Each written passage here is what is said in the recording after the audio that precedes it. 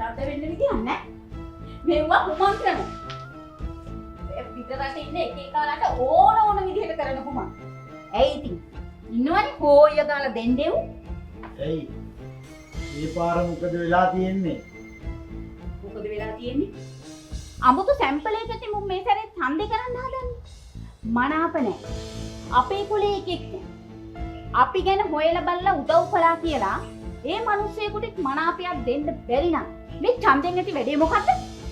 මේ පාර කොට්ටාස ක්‍රමයටනේ යන්නේ.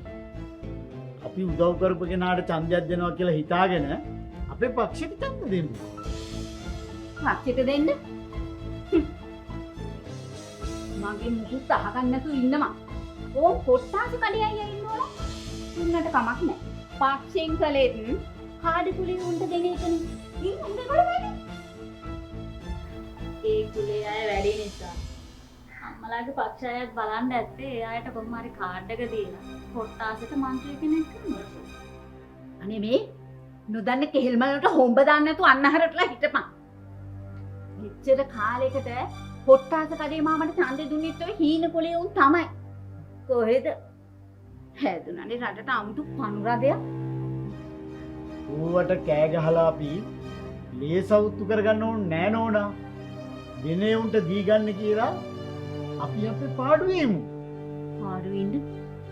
එතකොට මේ ගෙදෙට්ට එන පාරට තාර දාලා දුන්නේ කවුද? කොට්ටාස කඩේ අයියානේ. එතකොට ඒ පාරේ කණුවලට ලයිට් දාලා දුන්නේ කවුද? කොට්ටාස කඩේ අයියා. ගමටම පිළිලයක් වුණේ කසිප් වුණේ එයාට රැකවරණ දෙන්නේ කවුද? කොට්ටාස කඩේ අයියා. ඉතින් මේ වගේ කෙනෙකුට අපේක්ෂකත්වය දෙනවට වැඩිය හොඳ නැද්ද? කුලෙන් අඩු වුණත් සම්පත් මාමට කාඩ් එක දෙන එක. උඹටත් සහලෝල උණ ගෙන්නලා තියෙනවා. මගේ ගෙදරට ඉස්සරහ දොරින් වද්ද ගන්න නැති මිනිස්සුන්ව උඹට කාද මාමා උනේ? අම්මේ. කුලය කියන්නේ රැකියාවෙන් බෙදපු කුලකයක් කියන එක. ජොබ් එකෙන් කෙනෙක් උසස් වෙනවා පහත් වෙන්නවත් නැහැ.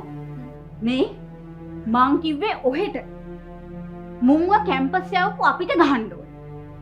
ලීයේ ඉන්න බුල්ලා ලීය විනාශ කරනවා වගේ මුන් හදන්නේ අපේ පරම්පරාව විනාශ කරන්න. අම්මේ මේ පරම්පරාව හරි ජාතිය හරි ආගම හරි බේර ගන්න ඡන්දයක් නෙවෙයි. අපි ඉපදුන තැන ඉඳලා මැරෙනකන් මේ කලාපේ ජීවත් වෙන්න පුළුවන් විදියට සංවර්ධනය කරගන්න මිනිසුන් තෝරගන්න ඡන්දයක්. ඕක තමයි අම්ම මෙච්චරලා කිව්වේ. මෙච්චර කල් සංවර්ධනය කරපු මිනිහෙකුට මනාපයක් දෙන්න බැරි ඡන්දෙන් අපිට ඇති වැඩේ මොකද්ද? සංවර්ධනය කියන්නේ පාරට කාපට් එක දාන එකවත්. හිතවතුන්ගේ පාරවල් වලට ලයිට් ටික දාන එකයි විතරක් නෙවෙයි තාත්තේ. සුබ සාධනය, සනීප ආරක්ෂාව, යහපැවැත්ම, පොදු සේවා සැපීම කියන දේවලුත් මේවට අයිති. හැබැයි ඉතින් මෙච්චර කාලෙ මිනිස්සු ඡන්දෙ දුන්නේ තාර දාගන්නයි, ලයිට් දාගන්නයි තමයි. අපිට ඒ සේවාවන් සපයන්න ඒ ආයතන බැඳිලා ඉන්නවා. ආයතන බැඳිලා ඉන්න සේවාවල් සපය ගන්න අපිම එකතු වෙලා ඡන්දයෙන් മന്ത്രി කෙනෙක් පත් කරගෙන ඊට පස්සේ යාගේ පස්සෙන් අඬ ගිහිල්ලා කොහොම හරි වැඩේ කරගෙන ඒ වැඩේ කරගත්තට මේ ඡන්දෙ දෙන ක්‍රමය වෙනස් කරගන්න ඕනේ නැද්ද අම්මේ?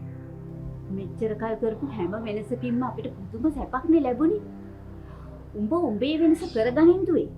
හැබැයි උඹේ වෙනසට අපේ ඡන්දේ නම් දෙන්නේ නැහැ. නෑ අම්මේ. මං කියන්නේ මං කැමති පැත්තට ඡන්ද දෙන්න කියලා නෙවෙයි. ඡන්ද නොදා ඉන්න එපා කියලා කිව්වේ. ඡන්ද කියන්නේ අපේ අයිතියක්.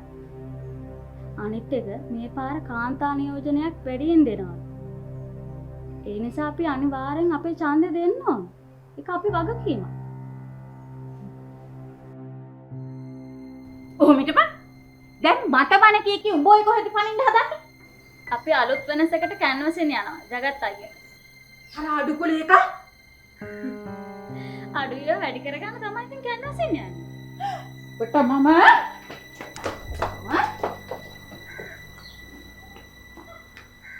ඡන්දය ප්‍රකාශ කිරීමේදී ඔබේ කැමැත්ත තෝරා ගන්නා පක්ෂය හෝ කණ්ඩායම ඉදිරියේ කතිරයකින් සටහන් කරන්න.